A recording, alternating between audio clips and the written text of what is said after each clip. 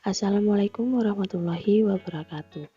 Perkenalkan, nama saya Gisela Srimentari, mahasiswa Ilmu Komunikasi Universitas Islam Blitar. Pada kesempatan kali ini, saya akan menyampaikan pengertian tentang opini publik dan propaganda. Pengertian opini publik.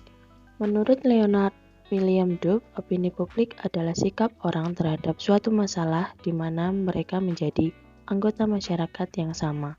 Dari anggapan pikiran yang diuraikan tersebut, dapat disimpulkan bahwa opini publik merupakan pendapat orang banyak atau umum tentang penilaian sesuatu yang hangat. Dan pendapat tersebut ditimbulkan oleh adanya 4 unsur, yaitu sebagai berikut. Yang pertama, adanya suatu masalah atau situasi yang bersifat kontroversial.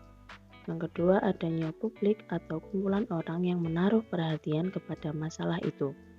Yang ketiga, adanya situasi dan interaksi yang berupa diskusi dan tukar pikiran mengenai masalah yang dipertentangkan. Dan yang keempat, adanya pendapat yang terintegrasi atau hasil penelitian kelompok mengenai suatu masalah. Dan yang selanjutnya, fungsi opini publik. Yang pertama, fungsi kognitif, yaitu opini publik memberikan pengertian. Dengan adanya pengertian itu, seseorang dapat objektif dalam menanggapi persoalan yang merebak dalam masyarakat. Yang kedua, fungsi identifikasi.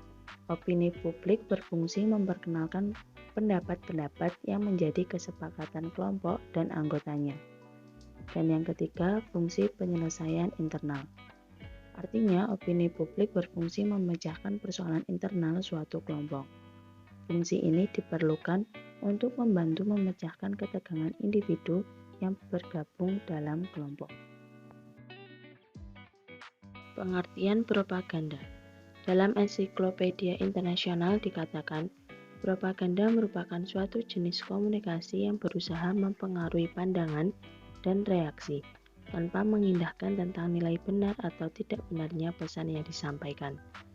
Sedangkan menurut Leonard William Dove, mengatakan propaganda adalah usaha sistematis yang dilakukan individu yang masing-masing berkepentingan untuk mengontrol sikap kelompok individu lainnya dengan cara menggunakan sugesti dan sebagai akibatnya mengontrol kegiatan tersebut. Dari dua definisi tersebut dapat disimpulkan bahwa propaganda adalah suatu bentuk komunikasi yang menyampaikan kebenaran menurut versi sang propagandis dengan menggunakan cara-cara persuasif untuk mengubah atau mempengaruhi masyarakat atau massa yang menjadi targetnya. Tujuan propaganda. Berikut adalah beberapa tujuan dari adanya propaganda. Yang pertama, mempengaruhi pendapat masyarakat. Propaganda tak hanya bertujuan untuk bisa mengkomunikasikan berbagai macam fakta kepada publik, tapi juga berbagai fakta yang akan mempengaruhi opini publik atau pendapat masyarakat terhadap suatu isu. Perubahan dari pendapat masyarakat ini bisa berupa positif ataupun negatif. Yang kedua, memanipulasi emosi. Propaganda ini bisa dilakukan dengan menggunakan beberapa teknik dengan cara memanipulasi emosi. Bahkan juga kerap dilakukan dengan berbagai macam cara yang membahayakan. Selanjutnya, hubungan opini publik dengan propaganda. Laswell pernah mengatakan bahwa propaganda semata-mata adalah kontrol opini. Artinya, suatu propaganda dilakukan untuk mempengaruhi dan mengontrol opini pihak yang menjadi sasaran propaganda. Contohnya saja, propagandis mempropagandakan bahwa demi keadilan dan kebenaran, maka demokrasi harus ditegakkan. Awal kegiatan yang dilakukan jelas mempersiapkan opini terlebih dahulu dan kemudian dilontarkan untuk mempengaruhi opini publik.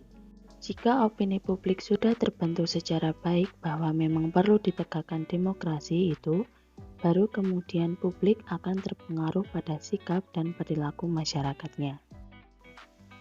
Itu tadi merupakan pengertian tentang opini publik dan propaganda. Sekian dari saya, terima kasih. Wassalamualaikum warahmatullahi wabarakatuh.